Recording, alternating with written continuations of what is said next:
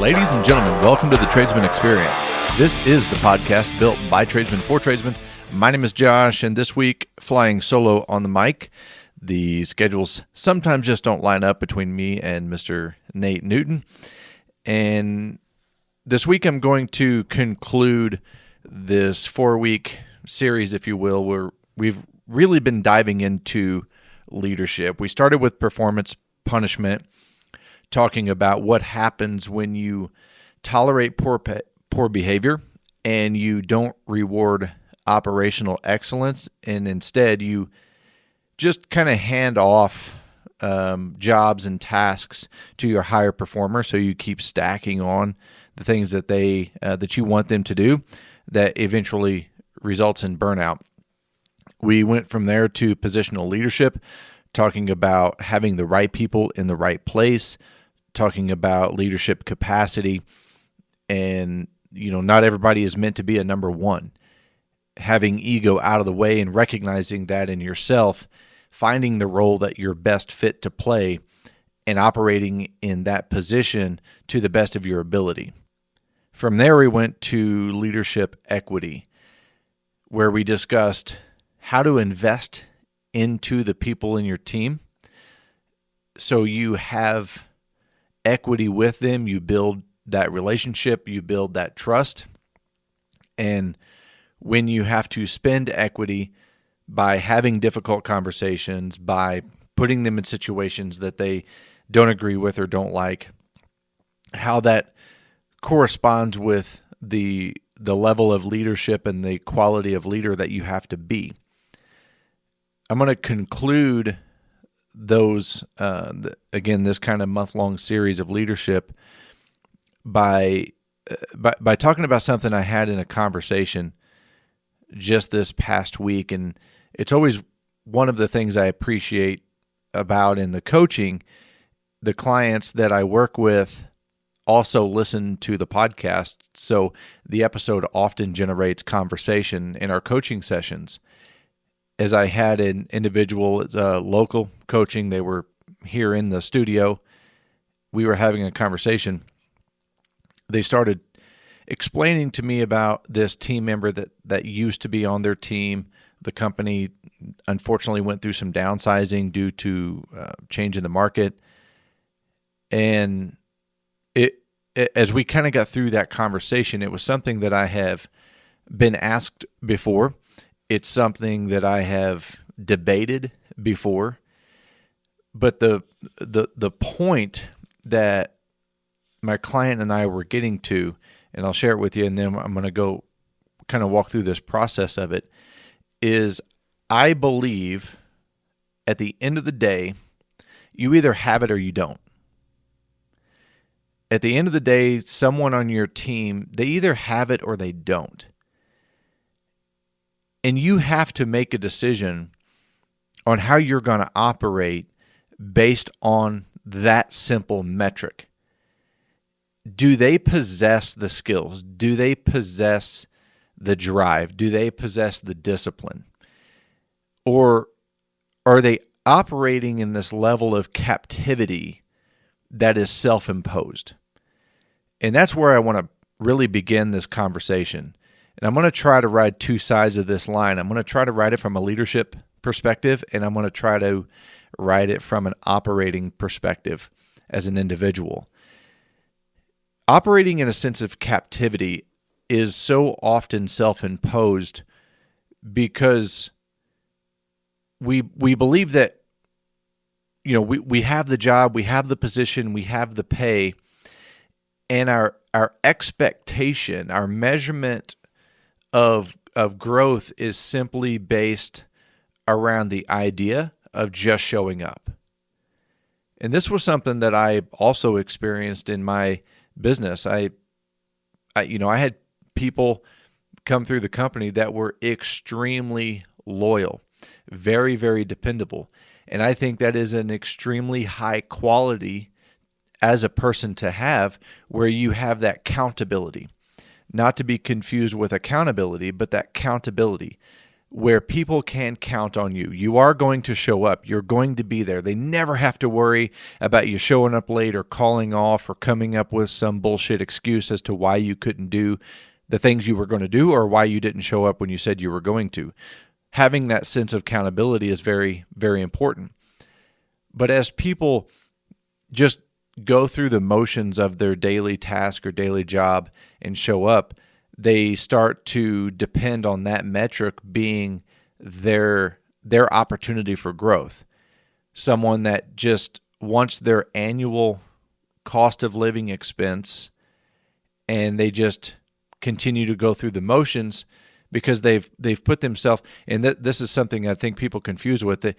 They confuse security with captivity. They put themselves in a sense of security. In reality, they've created a sense of captivity by this illusion of security. So when you're operating and you're showing up and you're just going through the motions, you put yourself in this confined space, in this captivity. It's your responsibility, and it's also your fault as to why you don't get the things you believe you expect. You don't get the promotion, you don't get the pay raise, you don't get the additional benefits, you don't get the recognition. And it's because when you start to think that you deserve it, the perspective changes, and now you start to blame other people. And throughout that blame and throughout that lacking accountability, you start to confine yourself to this operational point, to this operating captivity. Understanding no matter what you do, no matter where you do it, you continually have to work to grow and become better. In the some of the previous conversations we've had, I listed off in the beginning. One of the examples I gave is you may be a level 6 operator, and that growth may be a 6.01, a 6.02. That growth may be incremental, but when you make a decision to stop growing and you make a decision to operate in captivity, you're preventing yourself from becoming more successful. You're preventing your leaders from promoting you. You're preventing the people on your team or your clients or your family from benefiting from the true level of excellence that you can bring, the true level of operational excellence that you have to offer, because you changed your story somewhere along the line because you chose captivity instead. As a leader, you need to be able to recognize this with people on your team. Now, as a leader, and especially for sake of this conversation, this may not be only business. This may be personal. This may be social. This may be your fitness family. As a leader, when you recognize the captivity in that individual or that operating level where they have capped out, you have to make sure as a leader that you're giving them the opportunity to work in the best space for them to perform. But you also have to be very careful when you are growing and developing, and when you are growing and developing your company, your team, your family, or whatever, that you are continuing to create opportunity for people to be a part of it. There's a significant difference between outgrowing people and leaving people behind. Those are two completely different things.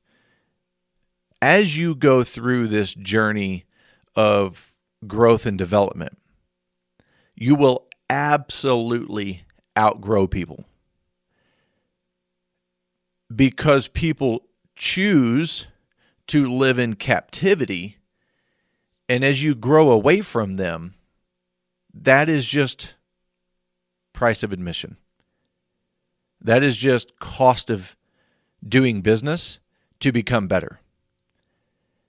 So often I see people be handicapped, or they are kept in captivity because they choose this person over their own purpose, whether it be family, friends, something that they committed to years ago, and now they are held hostage by that situation. But there are going to be people that you outgrow. Leaving people behind, as a leader, you have to ensure that your team is continuing to follow you, that your social circle, that your family, they are continuing to be a part of your team. They are continuing to follow you if you are the leader, and that you're not leaving people behind, meaning you're trying to operate it at your fast pace. See, a company, a team, or whatever is only as fast as the slowest person. It's important for leaders to understand that and recognize the weak links in their company, and not to give those people so much attention that it takes away from the purpose, from the mission, or from the rest of the team, but ensuring that you're investing in those people, that you are building equity in those people to get them, to give them the opportunity to get up to speed. If you give those people the opportunity, the resources, the equity, everything that they need to be operationally excellent, and they make the decision to operate in captivity, they make the decision to not grow, they make the decision to not invest in themselves, to not be coachable, to not want to be a part of the team, not have accountability, then that goes from leaving that individual behind to outgrowing them. If you are the one in that situation, you have to look very, very deep inside. You have to look into that mirror and go, why is it that I'm being left behind? Why is it that I am the weak link? Why is it that I'm the slowest operator? Why is it that I'm the one that's not getting recognized for the things that I'm doing, but being recognized for not continuing to meet the standard? Part of the email that I shared last week from John, he had assumed that Nate and I were talking about operating at 100% all the time. I know that's not feasible. To operate 100% of the time is not realistic. When you do operate below 100%, you have to make sure that you have people on your team, on your side, in your corner that can help pick up that little bit of extra percentage that you're not meeting, so you can continue to grow together. But once you reach a point of captivity, and that point is a choice where you just say, I don't want to do this anymore. I don't feel like I should have to learn this anymore. I feel like I'm the best in my field. Whatever that narrative is, that's when you make a decision to be left behind. As a leader, as someone that is out front, that is being looked at and depended upon for growth, when you make that decision, people leave you behind. That's a choice. That's a very difficult realization to say, man, I have people on my team that are outgrowing me. So you really got to be in tune with how you're performing, what it is and how you are thinking. Make sure that you are in the right role. Make sure that you are in the right position. Make sure that you're continuing to build your skill set. I think for the most part, people get outgrown. They don't get left behind because they make the decision to not continue to perform. So in my conversation this past week, when they were sharing with me their example of this individual that was on their team, and when the layoffs started, that individual was the first to go because they were the weak link. They were the least excellent in that company. I had told my client, as a leader, you have to understand at the end of the day, they either have it or they don't. I had a debate with a really, really good friend of mine some time back, and this was the topic that we were debating. His perspective was that when you're hired on, you show up, you operate, and you do what's expected. You meet the standard and you perform. My perspective, my take on it was, as a leader, it's my job to cultivate that excellence out of people. It's my job to discover whether or not they have it or they don't. The debate I had was really interesting because we agreed on the same point. We just disagreed on how to discover that point, which I completely respect. By the way, I completely respect his opinion and his perspective. He's a mentor of mine. He's a dear friend of mine. My opinion, as someone that operates and has operated in leadership, I always want to err on the side of leadership. I want to discover if they have it or not. I want to know that when they depart from my team, whether they choose to or I make that decision for them, that I gave everything to cultivate that level of excellence out of them. In doing that, in choosing that route, it takes patience. It takes diligence. You have to make investments in people. You have to spend time with people. It is a lot longer process than you showing up and me simply expecting you to operate at the level that's going to maintain your position in the company. So I do believe at the end of the day, people either have it or they don't.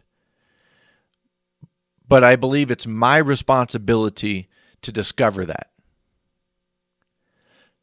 A lot of people, myself included, were never taught to think about growth. We were taught to seek out security. And as I stated earlier, often I think security gets confused with captivity, or captivity gets confused with security.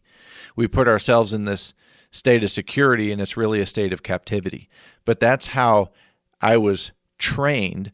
That was how I was indoctrinated into the thought process of becoming successful, that seeking sustainability was success.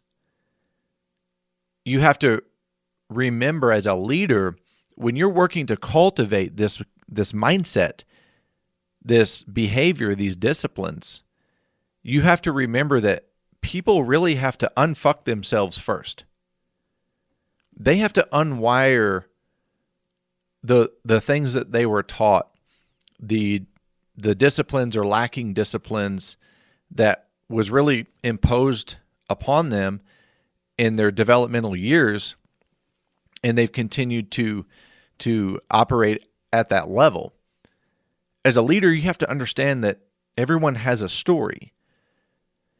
And that's why I think, as a leader, it's my responsibility to discover whether or not people have it or not. I want to discover what their capacity is.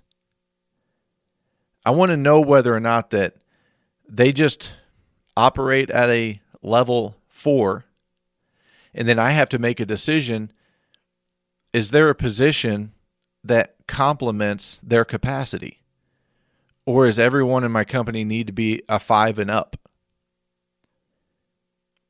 Now, before someone goes, and says, well, it's not fair that you fire someone because they can't operate at that level, or even if somebody says something along the lines of, well, it's not fair if they're just not that smart. It is completely fair. What's unfair is to keep people on your team that limit the growth and opportunity of everyone else. That's what's unfair. It's also unfair for you to keep a person in a position that they continue to fail at. They never have the opportunity for success. They're stuck in this hamster wheel of failure because your expectation and their capacity don't connect. That individual, although may be a level 4 in your company, you give them the opportunity to go somewhere else, they may be a level 6 at that company. They may be operationally excellent in a position at that company. So it's also unfair to keep them captive in your place, in your business, and on your team just because you think it's unfair to let them go. When I made a decision that allowed someone to seek opportunity somewhere else, or when we got to a point where we outgrew someone and they made the decision to seek out opportunity somewhere else, I didn't leave that conversation frustrated or disappointed or concerned that I didn't do enough. If you err on the side of leadership and you are diligent about developing and growing yourself, developing and cultivating growth in others, when that crossroad comes up, when you have to have those difficult conversations, I never left that conversation disappointed, because I was just confident that it wasn't going to work no matter what. The recipe, the ingredients in that recipe were not going to work.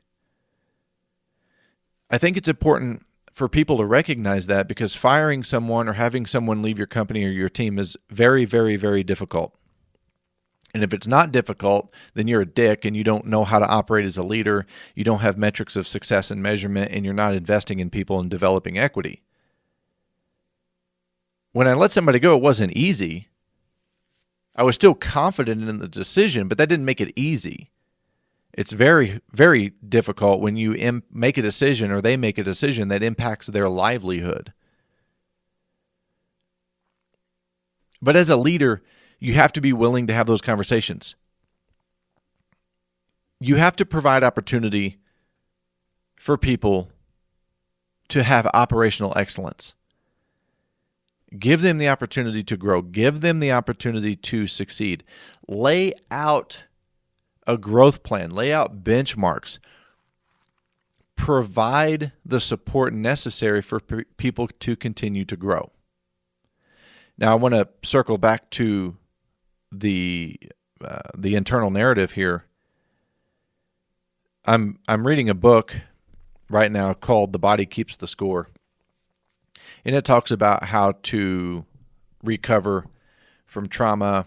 It talks a lot about PTSD, and there's an example that they give in that book about dogs that have experienced severe trauma, and when they took these animals, when they took the dogs, they had them in the carrier or the cage, they would open the door and the dogs would not leave. They would not escape. That door is opportunity, an opportunity to get something different, to experience something different. So, to parallel my example and what I'm talking about with the internal narrative, the door opening is opportunity. The cage is the narrative. The narrative is one of the reasons they're operating in captivity. And there was something that they said in that book that I thought was really important.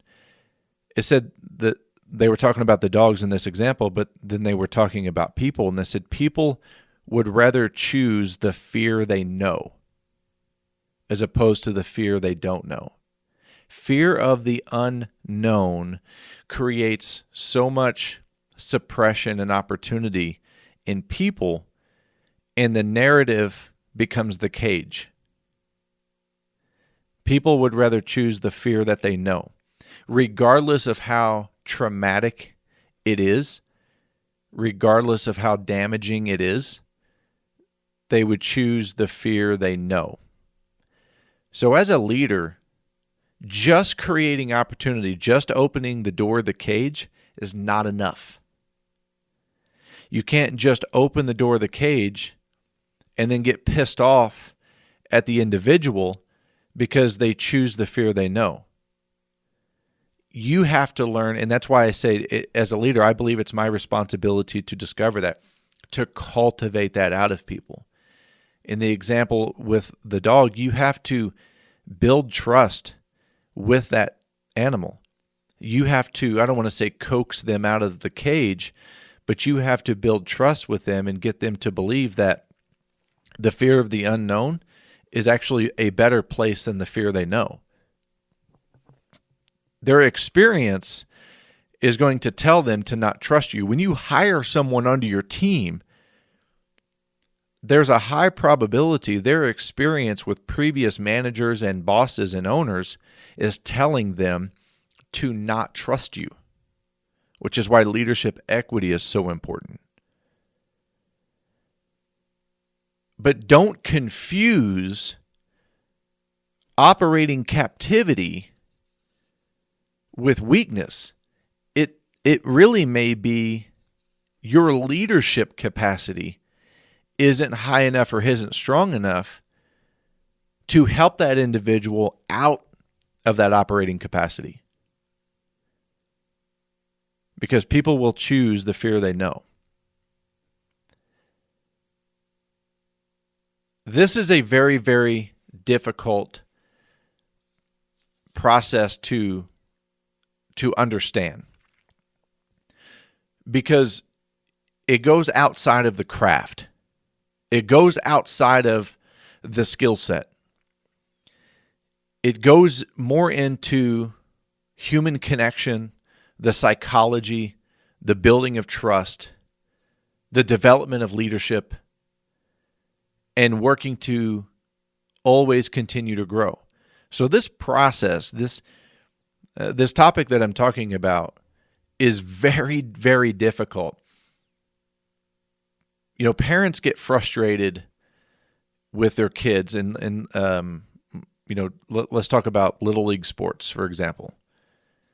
They get so invested, and they put themselves first of what they think the operating excellence of their child should be, that they attack the coaches, they attack the other kids' parents, they attack the child because they're not performing in a certain way, because they're imposing this level of excellence. They're skipping all of the steps and just going, this is how you need to perform, this is how you need to operate, instead of cultivating that out of people, instead of identifying whether or not it is an imposition of excellence or it's an opportunity of excellence. So you have to be careful on how you're approaching the situation. Now, I'm going to come a quick full circle here. I still believe at the end of the day, they either have it or they don't. They can either play the sport or they can't.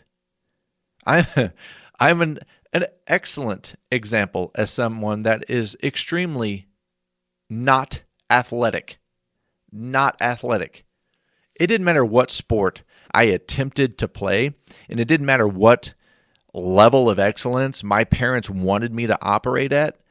I do not possess the capacity to perform with excellence in those arenas.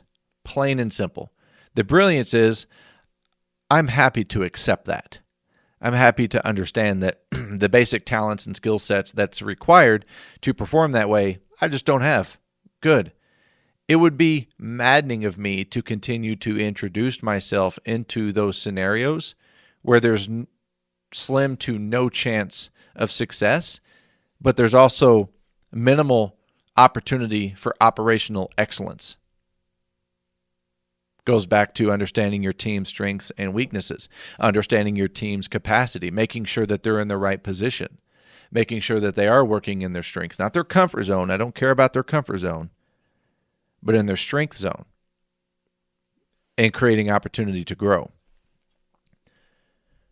So you really have to be in tune with the idea of operating captivity.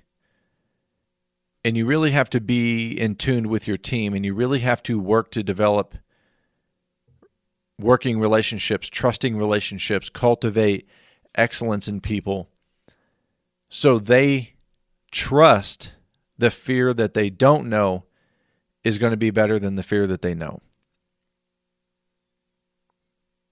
Work to achieve operational excellence in yourself first, and then work to achieve trust, create operational opportunity, and learn to cultivate that out of people.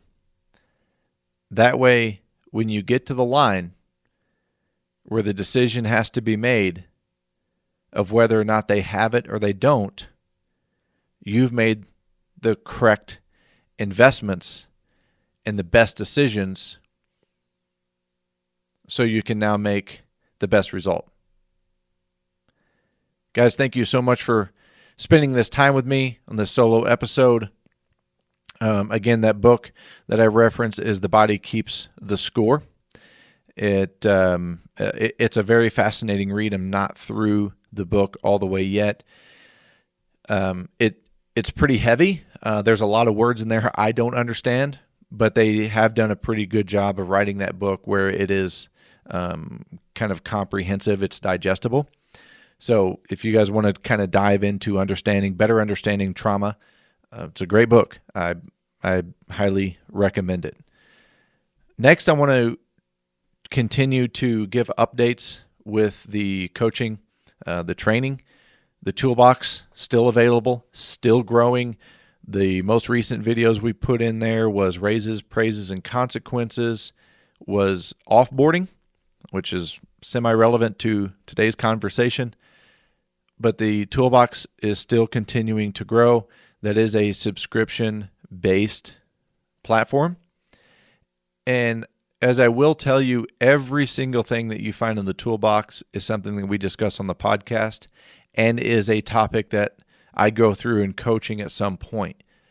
If you want an introduction to the coaching and you're not ready to have a conversation about it, go check out the toolbox.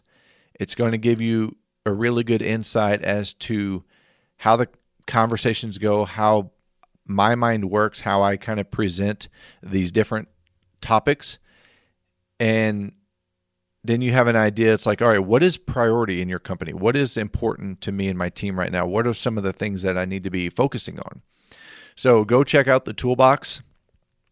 If you are in the residential service industry, HVAC, electrical, plumbing, home repair, RVT training is up. It is available online. It is an online course now. I think it's a 6 or 7 part training. There is a workbook coming. So if you buy the RVT training now, once the workbook's done, I'll send you a workbook. It's going to be included in the training, but the RVT training is available. Leadership training is not available online yet, but it is available for live virtual training or on-site training. The on-site training is something I am getting more inquiries about me actually coming to the company, doing a 3 or 5 day site. There's options. We can do a 3 day site on-site or a 5 day on-site. I'm having more conversations about that. That is all custom packaging. There's not There's not a baseline price for me to just tell you that, oh, on-site training is this. There's a lot of information that goes in there. There's an onboarding process for that. It does include 3 months of follow-up coaching. So it is a custom package, but that is also available. So as we continue to grow, continue to create avenues of accessibility, avenues of information, and more importantly, opportunity for growth for you and your leadership capacity. We're going to continue to share those on here, push those out. We're also working to partner up with several different types of companies, field service management, marketing, different things. So we have access to more people, and we can help those companies add value to their clients. Lastly, the Field Pulse podcast came out. It was a 2-hour-long conversation with Daniel, the podcast host. If you get time, go over to the Field Pulse podcast, check out that. I was episode number 12, so it is an early show. It is definitely in its infancy. They're getting their legs under them. They're working to build, but it is a really, really good company. I've spent a lot of time with multiple people in that company getting to know them, because if I make a recommendation or a referral, I want to make sure that my name stands behind it. So guys, go check out Field Pulse, the podcast, or look them up at fieldpulse.com. Lastly, general point, something you want us to talk about. You have questions for me. You are interested in the coaching. Just get in touch with me. Send me a message on Instagram. Send me an email. Just ask. Guys, don't be afraid to ask. There's a lot of companies and a lot of people I talk to. It seems that they wanted to have a conversation about 6 or 8 months before they did. Don't waste that time of 6 or 8 months. If you want to have a conversation, let's have a conversation. If it's not the right time to begin, that's okay too. I'm not going to pressure you into anything. You don't have to sign a contract for any of the programs that I have. Just reach out. Let's have a conversation. I would love the opportunity to speak with you and work with you on a level that elevates you as a leader, as a person, elevate your business, elevate your team, and ultimately works to create success. Thank you so much for spending this time with me. You can find Nate on Instagram at NateNewton87. I am on Instagram at The Tradesman Experience. Email is thetradesmanexperience@gmail.com. Website is thetradesmanexperience.com. And the YouTube is The Tradesman Experience. Until next time, get out there, get shit done. Be proud to be a tradesman. See ya.